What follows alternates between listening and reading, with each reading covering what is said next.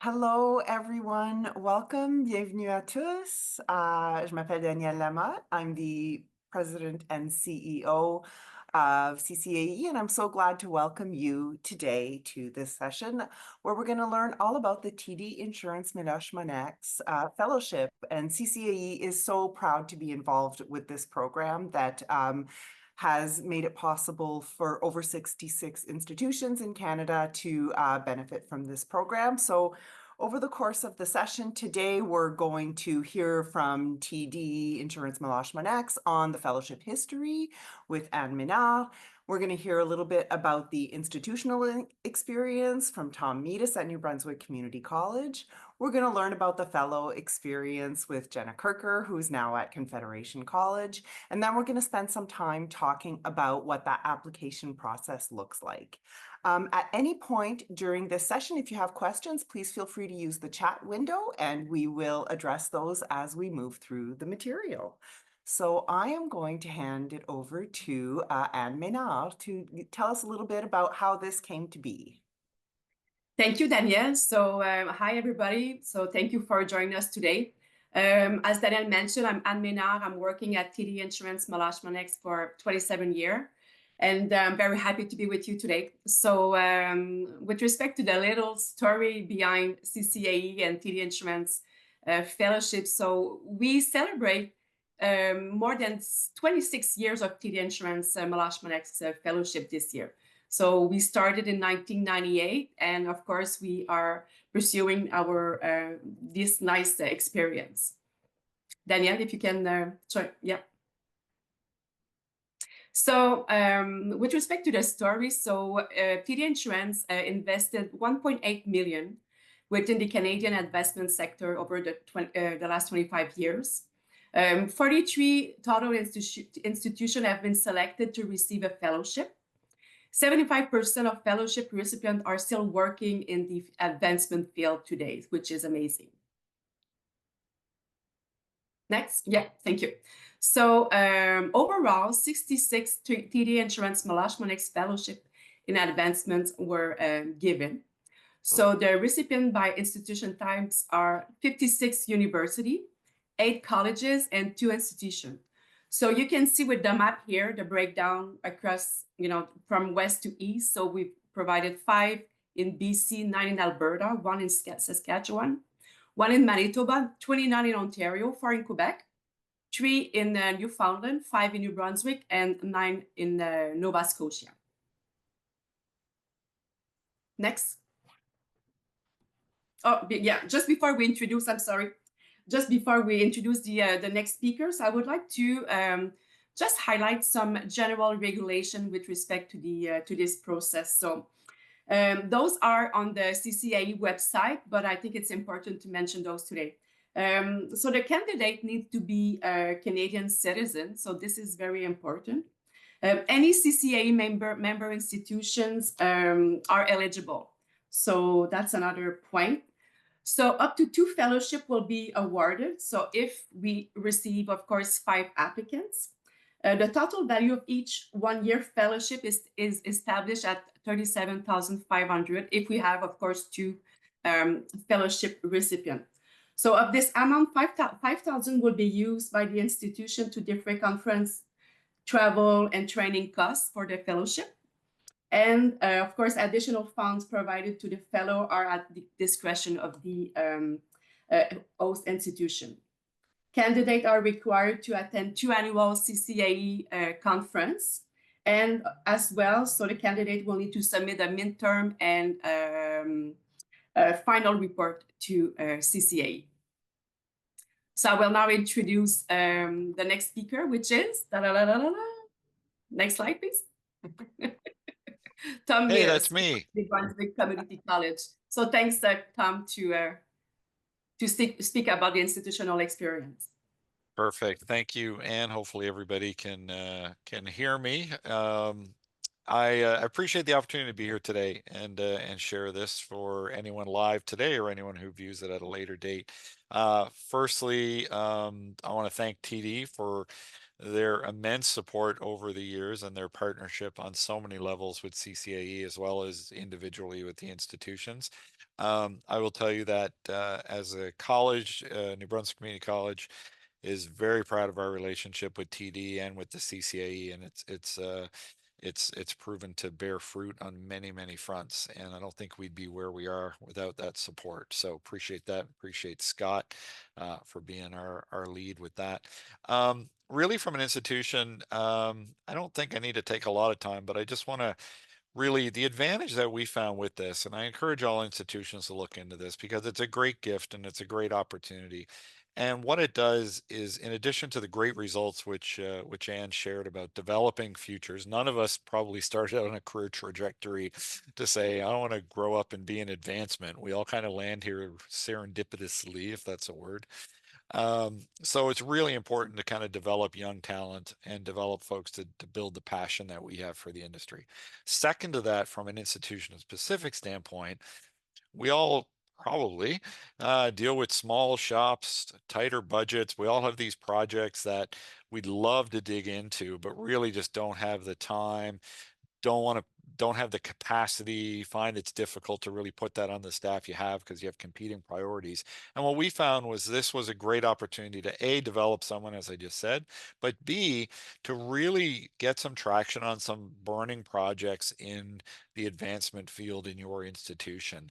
And so it really allows you to kind of take a step forward on both of those fronts. So for our case, we had a mentor a few years back, and we had 3 specific projects that were very critical, and they're still working. The work that they did is still providing value today. So, for example, we needed to do a lot of work around student philanthropy, so they developed a strategy that we could implement. We needed to do some work with donor segmentation because we had a very new donor list, and we needed to do some work around how to measure alumni engagement. So these were 3 real results-based things. And I encourage you to think about areas in your organization that really can give you value, but also give the fellow value as well in terms of working on something that's really important. So you don't want to have them come in and stuff envelopes for 3 months, and I don't think that's anything that would probably get approved for the program anyway. But really, it's a real opportunity for the institution as much as it is an opportunity for the individual. So my suggestion is embrace it. Take advantage of the generosity of TD and their commitment to CCAE and to this field, and reach out to other organizations who've been successful in the past, myself included. If you're thinking about applying and you have any questions, I'm happy to sit and talk to anybody about what our experience was and what we did. So unless I'm missing anything, I think that's what I got. Thank you, Tom. That's great. We'll lean on you a little bit to talk when we get to the application process in a minute.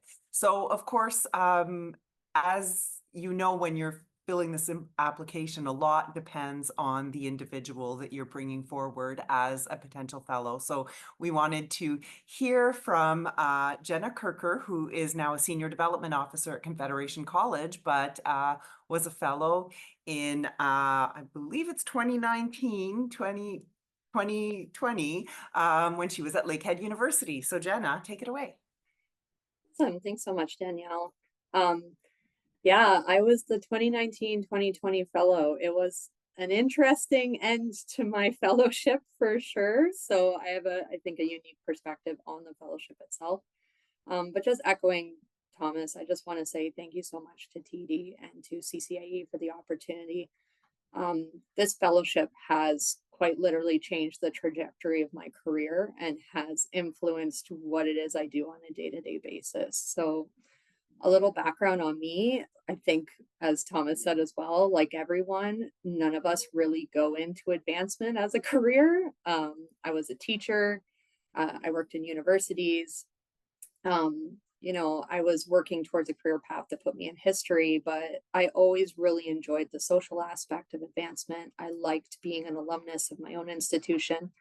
I had 3 degrees from Lakehead University, so I was well established in the community. I like to volunteer, I like to participate, and it really did present an opportunity for me to take an opportunity with very low risk. So it was really great to be approached by the advancement department and saying, hey, we think you'd be a great candidate for this because of the way in which you've interacted with the community. And I had some previous experience as well. Lake had a phone-a-thon program still going strong at that time. And I had done it as a student during the school year to help supplement my studies. So I was familiar with the giving program and kind of what was happening, but definitely not boots on the ground like you are in a small shop or in an actual advancement department. So when I had the opportunity to take the fellowship, I definitely saw it as a new avenue to explore, that even if I didn't like it, it was still an opportunity. And obviously I ended up really liking it because I've now been in the career for quite some time. Speaking as a fellow, a couple of things for organizations to keep in mind is just the fact that you really want someone who is part of your institution's community. I think that really strengthened my relationship with both the people I was talking to, the people I was working with, but also alumni. Like, I already knew and was a proud alumnus, so it was an easy transition for me to go into that kind of sphere. I also really appreciated, and Thomas echoed this as well, the fact that my own department, the person who put me forward, Mark Tilbury, was very good about giving me a wide range of opportunities. I wasn't just in one section. I was doing advancement, I was doing communications, marketing, events, philanthropy, alumni relations. Like, it was really kind of a grab bag of everything and anything all at once, which really helped me decide where my strengths were and really helped me identify the areas that I really enjoyed.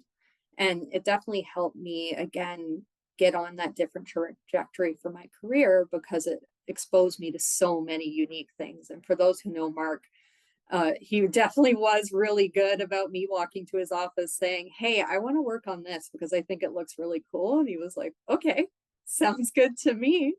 But also having those concrete projects as well, going into it knowing, normally the fellows are younger, using that to your advantage. How can you use them as a tool to further your own advancement in philanthropy? How can you use that youth to say, okay, develop a program for new alumni, develop a program for people from your cohort, look at the ways in which we need to change our fundraising or change our ideology to accommodate this new generation.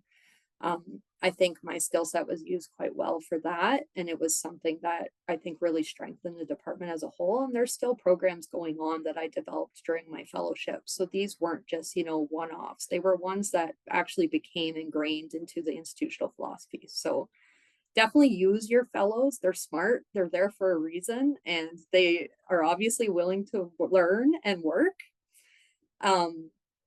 And then for fellows themselves, just make sure they know it's what they make of it. Whatever you put into it is what you're going to get out of it. So if you're keen and ready to go, it's going to be, a life-changing experience like it was for me.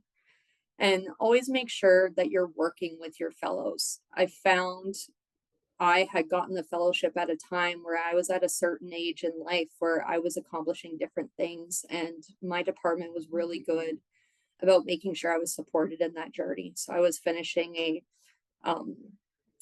another degree at that time at another institution. Don't tell anyone. And I was trying to do that in the evenings and work during the day, but they were really supportive of the fact that I had other things going on and other professional development opportunities.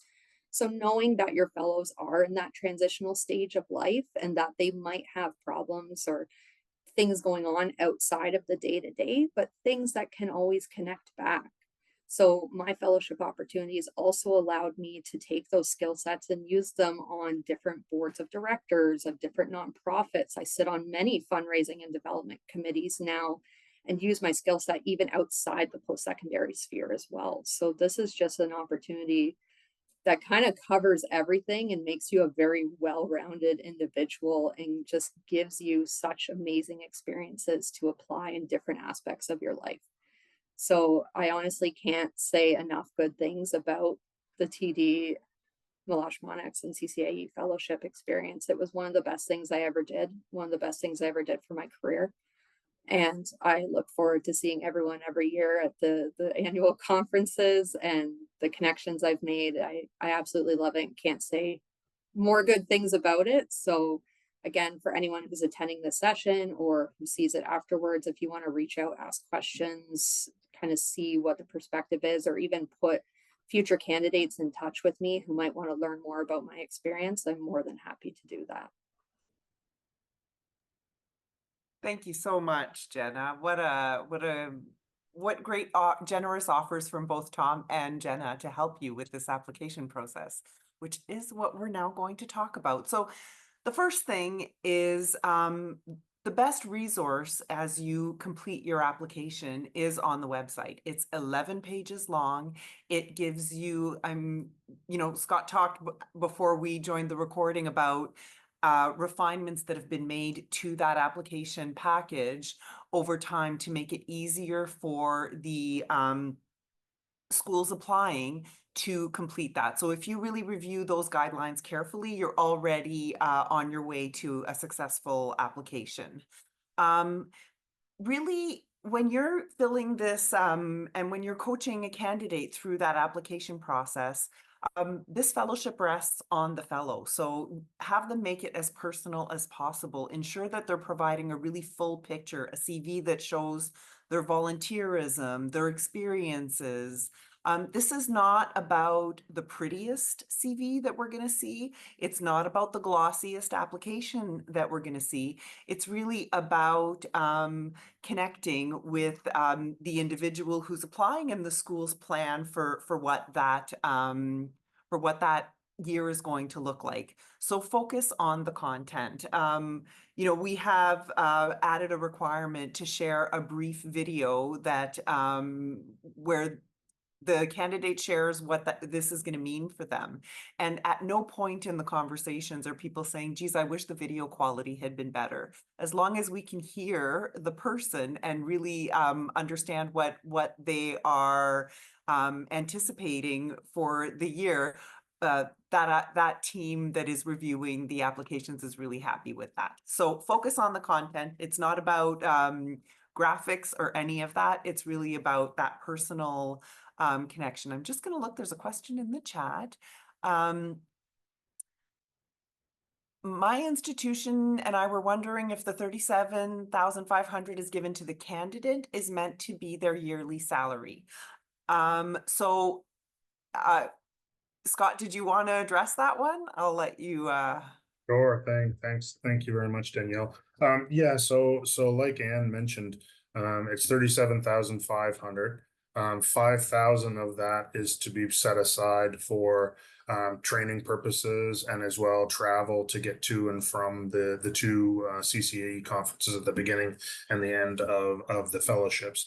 The balance, the 32,500, is to go, I will say, to go towards the salary.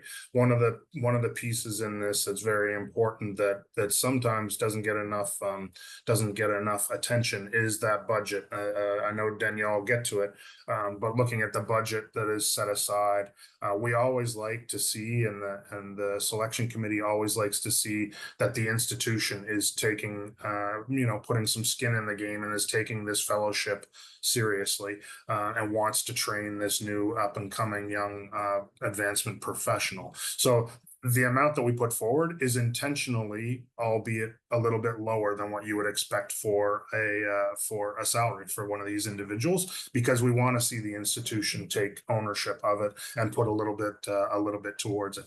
That being said, we had a conversation just before we opened up the session and started that the amount of that can be very different depending on the institution and the region, for that matter.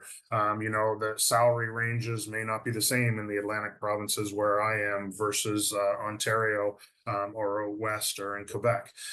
So the amount is not that important, but the fact that the institution is contributing to this and is backing this fellowship program is the important piece. I hope that answers your question. So the amount, I think one of the parts of your question too will be the amount is actually paid to the institution, not to the individual. Thank you, Scott. No and the questioner has said thank you, so you did answer their question. So yes, and to the institution, Scott made a point that this is probably a running theme in those conversations. It is there's just not enough detail in the budget, and that doesn't mean, as Scott mentioned, the amount, but it's just the thoughtfulness behind how that if the entire budget is basically we're going to use this for the salary and this for 2 conferences, it doesn't really demonstrate that you've really thought through how you're going to use this resource and what that's going to mean in terms of actual contributions to your plan. So that part, really think through your budget and how you're going to use that resource and what investments the university or college or institute is going to have to make to enhance that experience for the fellow. And also the plan. A key part of this fellowship, as Jenna talked about, was her ability to experience, a wide range of advancement functions. She touched alumni relations. There was some fundraising, all of those different aspects of advancement. That's one of the key goals of this fellowship. So if you can show that fellow is going to have this exposure, that mentorship structure is really baked into your plan, that makes for a more successful application. And again, I'll just say it again, production quality is not the key to success. Do not be intimidated by those 11 pages and think we need to, it's not about making this a compelling visual experience for the reviewing committee. It is really about putting that thought into how you're going to use that resource. And Tom, I'm going to just ask you if there are some additional tips as a successful past applicant. Is there anything that I haven't mentioned that you think is worthy of note? Well, thanks. Certainly contribute where I can, but in advance of knowing I was coming on here to kind of give some insight, I was actually looking back at our application that we did a while ago. And one thing that struck me, and I think it's a good piece of advice, is we were very intentional and very specific about the core projects that the person was going to do. And in each of those projects, we had 3. In each of those projects, we listed what we hoped the outcomes would be, also what skills they'd be developing by doing that project, and who they'd be collaborating with. So it again showed that they'll be working with different parts of the organization, different parts of the department. It showed what they're actually hoping to accomplish, which makes it actually really a lot easier for you after the fact. So if you are successful, it gives you a roadmap that makes it a lot easier to do in your reporting and your year-end reporting. But it also really reinforces with the selection committee that this person's not going to be a silo and they're not going to be an island. They're going to be an integrated piece of the department and working with other places. So that specificity around, this is what they're going to be doing and this is why, and this is the value that it's going to give us and that it's going to give them. It seemed to work for us, but it also worked for us administratively in terms of accounting for that work and making a work plan once we realized we were going to be successful. So that's probably the biggest tip is have a plan going forward to help both people. Because you're busy now, you're still going to be busy when you get this person. You want to make sure you give them every chance to be successful. So that's probably what I can add. That's wonderful. Thank you, Tom. And I think one thing I'd like to add to that is, I don't believe CCAE has ever gone back and scolded someone for changing that plan. So it doesn't mean that because you have established a plan and you thought these are the things, if a great opportunity for something else comes up during the year, you are not constricted and bound by that. The point of that is to show that you have planned for something and you are going to use that resource. But if there's something that changes over the course of the year and now this fellow has an opportunity to do something meaningful and different, that's going to be well received. That's a part of the reality. Plans are there for life to get in the way of them. So we all know that in all of our, especially Jenna, who was a 2020 fellow. Well, I can add that my fellow was 2020-21 as well. So yeah, some things kind of changed midstream, but it did lay out the roadmap. But absolutely, there were some. If you look at the year-end report, there were some other things that took its place. But it did keep you it kept you honest as an organization in terms of making sure that they were getting, you know, a full experience and stuff like that. So, and hopefully it will go smooth. Yeah. And I think one thing I'd like to say is this, you know, when you look at those 11 pages, it is intimidating and it's a lot of work, but I think the process itself has value in it. It forces you to reflect on your plans for the year. It you know, creates a relationship with one of your students who are working with you, and it's just a worthwhile process. So I would encourage you to apply.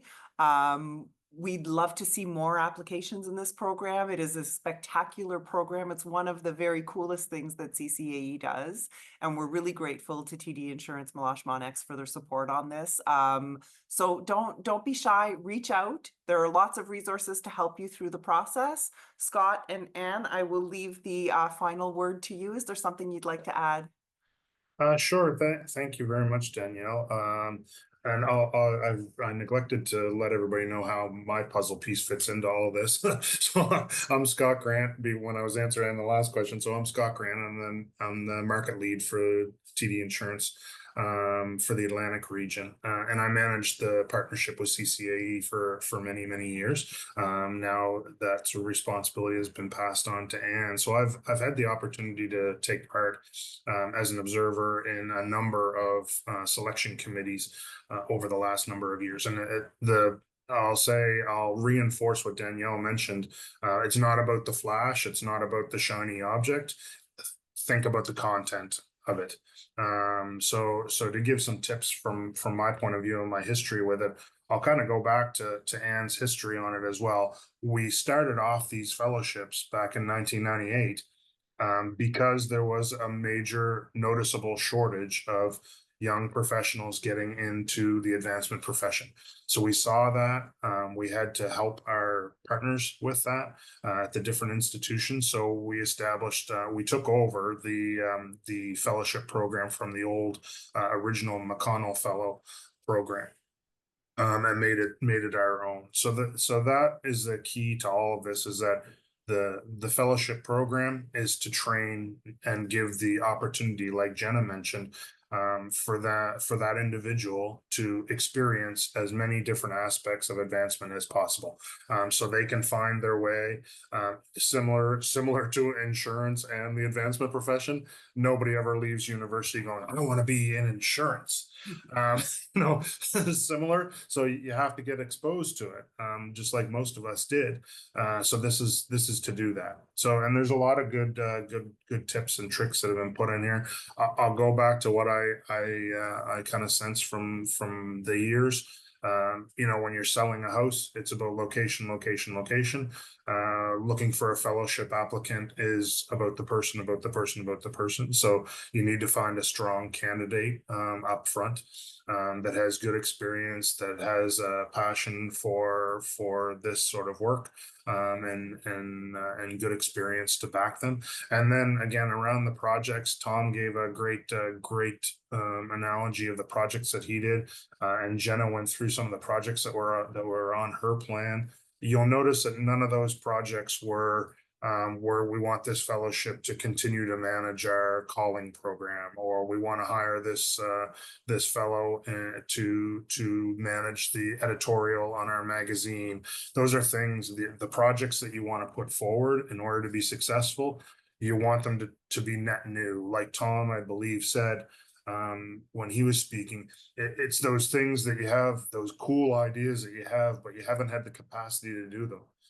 So you want to pull those out, data research, mining your database, those sorts of projects that are net new, and possibly, like, if you want to think of, to use a barometer for it, when the projects, when at least one of your projects is done, would it be something that maybe the results of it would be presented at the next year's CCAE conference that you'd want to share with a number of different institutions so they could gain that knowledge, those sorts of things. So that's a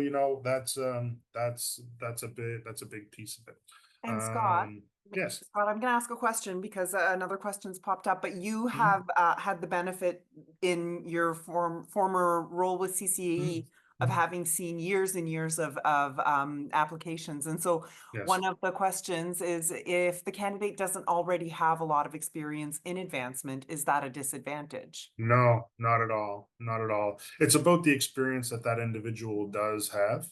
And I'll touch on another point that I don't think has been touched on here, and that is there's a requirement for 2 reference letters. So there's 2 letters of reference, and there's a letter from the institution that's put out. I encourage that to be genuine.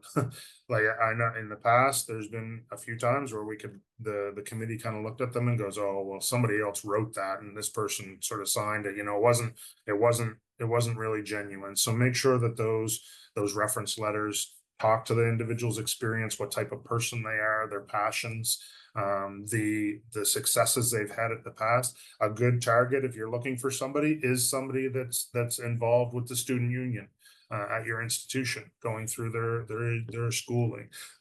Awards definitely stick out, like if they've had community service awards, and somebody that's going to be successful. We all know somebody that's going to be successful in this field is going to be somebody who's passionate about their community as well. So a lot of times our fellowship recipients have some experience in volunteer work within their communities, either as a student or outside of their studies. So those sorts of things are what we're really looking for as well. Yeah. And I have to say too, sort of finish off, Jenna's story, I hear that all the time from not her specific story, but the story about this fellowship was transformational in my career. I hear that from almost every fellowship recipient that we have. It's so impactful. And again, that variety of getting them to touch, we require them to go through 2 different aspects of advancement. We encourage, and you kind of get brownie points, I guess, through the selection process if they can go through more than just 2 sections of advancement. Because remember, this was originally established because of a shortage in the industry that I think we still have. And we want to introduce more young professionals into this, and we want to give them that breadth of experience, and so they can find their path, like Jenna, and say, oh yeah, I'm really passionate about that, and I do want to pursue that now as a career in our world in advancement. And times are hard. Who couldn't Yeah. use this fellowship? Absolutely, yes, yeah, for sure. And even if you can't, like I say that to a number of larger institutions too, like there's not too many around anymore, but even if you don't necessarily need it because you're a large institution, and if you need to hire somebody, it's you're on an easier path. Think of it the opposite way, that this is your opportunity to train a young new professional and give them and pass on your experience and your knowledge to help the overall advancement field, and hopefully your team in the future as well. Thank you, Scott. Yeah, Thank you, no problem. Tom, Jenna, and for your help today. The people listening in to the recording or live on this session, don't hesitate to reach out to CCAE if you have questions as you're preparing your application. You've got until January 13th to get those applications in. So we really look forward to seeing them come in and getting to know your candidates. Have a wonderful day. Thank you, everyone.